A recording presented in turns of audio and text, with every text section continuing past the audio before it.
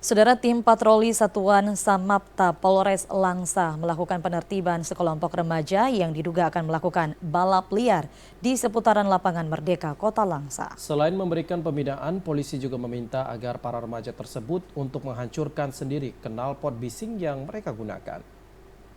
Tim patroli Satuan Samapta Polres Langsa melakukan penertiban terhadap sekelompok remaja yang diduga akan melakukan balap liar di seputaran lapangan Merdeka Kota Langsa pada Minggu dini hari. Penertiban dilakukan secara tegas dan humanis guna menanggapi keresahan masyarakat terkait aksi balap liar dan kebisingan yang ditimbulkan. Selain memberikan pembinaan dan peringatan tegas, polisi juga meminta para remaja untuk menghancurkan sendiri knalpot bising yang digunakan. Wakil Komandan Tim Patroli Satuan Samapta Polres Langsa, Brigadir Mardianto mengatakan, patroli malam hari rutin dilaksanakan untuk menciptakan kondisi aman dan nyaman bagi masyarakat, terlebih lagi menjelang pemilu tahun 2024. Sementara itu, Kapolres Langsa AKBP Muhammadun melalui Kasat Samapta AKP Dasril menyebutkan tindakan berupa penghancuran knalpot bising dilakukan untuk memberikan efek jera terhadap para remaja yang ugal-ugalan.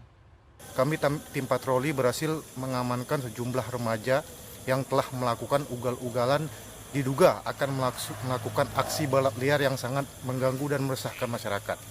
Untuk itu, untuk memberikan efek jera terhadap para pelanggar, kami meminta mereka menghancurkan sendiri knalpotnya dan kami berikan bimbingan dan peringatan keras, tegas, serta humanis.